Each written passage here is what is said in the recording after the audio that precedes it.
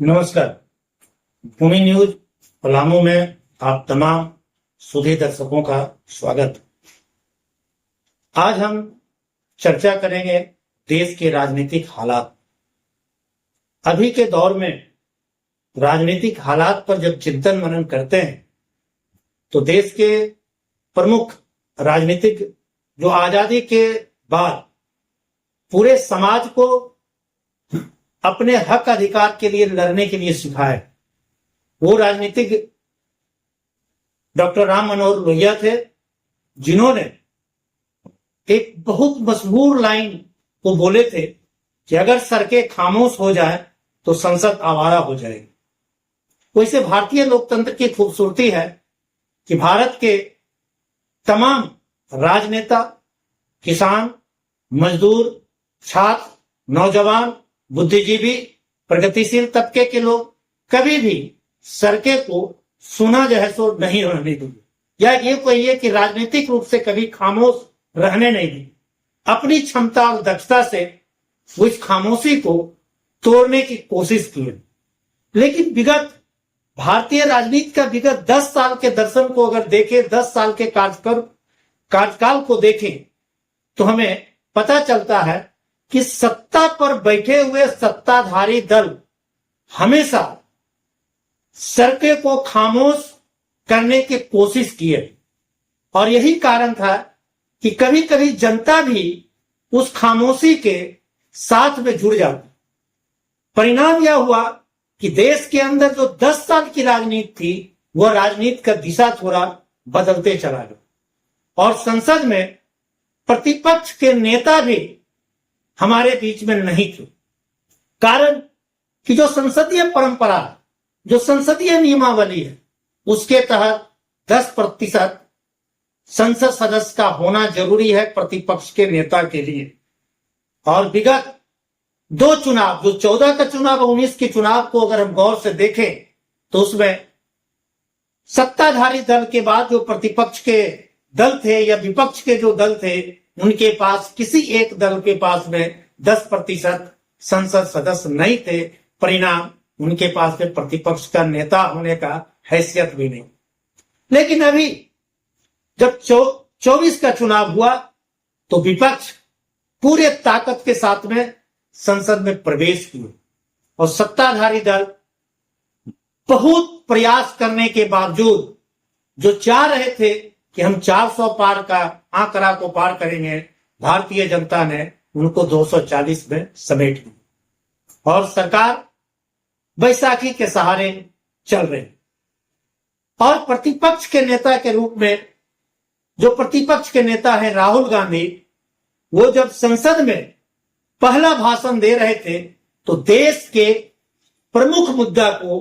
बहुत बारीकी से उन्होंने उठाने का काम किया। वही नहीं, बल्कि जो दूसरे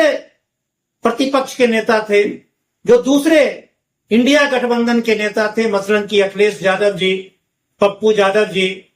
उसी तरीके से चंद्रशेखर रावण जी, महुआ मोइत्री जी, और भी बहुत से राज्यसभा के अंदर खड़गे साहब थे, तो चड्डा जी थे, तो इन्होंने जो राजनीतिक मुद्दे थे उस मुद्दे को लेकर सरकार को घेरने का काम किया, और सरकार हमेशा की भांति इन मुद्दों का जवाब नहीं दे पाई, और हर हमेशा जो मुद्दों को भटकाकर अपनी सत्ता का संचालन करना चाहती है, उस ओर अपने बात को जैसे ले जाने का काम। लेकिन आज जनमानस के अंदर राहुल गांधी की छवि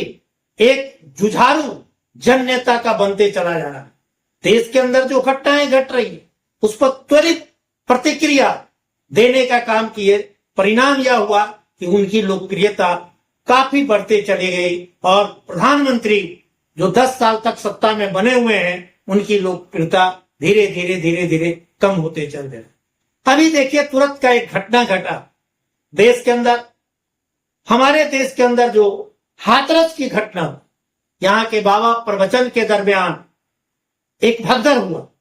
परिणाम हुआ कि 121 आदमी का मौत हो गई। उस मौत पर जो राजनेता है, हमारे जो सरकार के संचालन करने वाले राजनेता हैं, उन्होंने सिर्फ और सिर्फ असंवेदनशील तरीके से कुछ बात कहकर गुजर गए। लेकिन प्रतिपक्ष के नेता के हैसियत से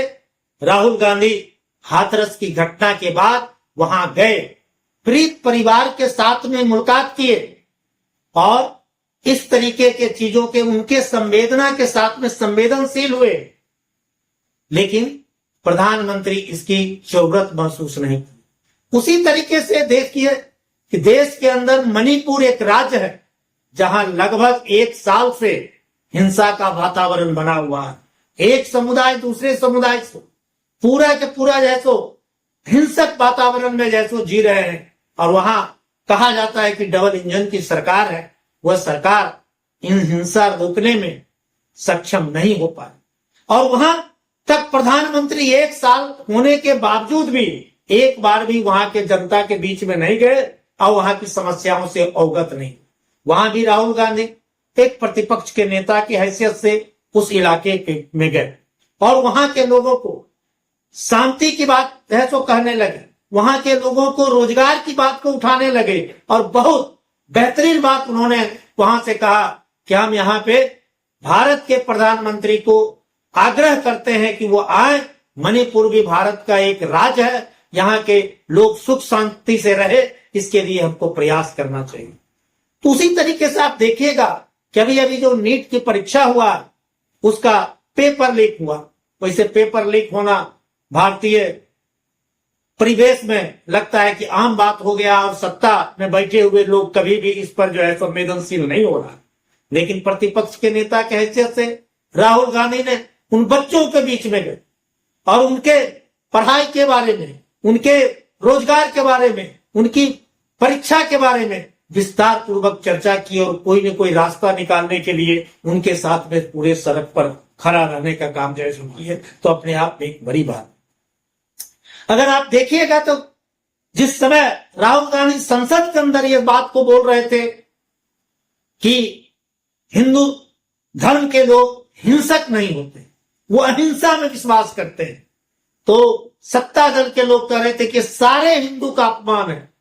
तो राहुल गांधी ने पूरे संवेदनशीलता और ताकत के साथ बोले कि भाजपा का मतलब हिंदू नहीं होता है, आरएसएस का मतलब हिंदू नहीं होता है, हिंदू धर्म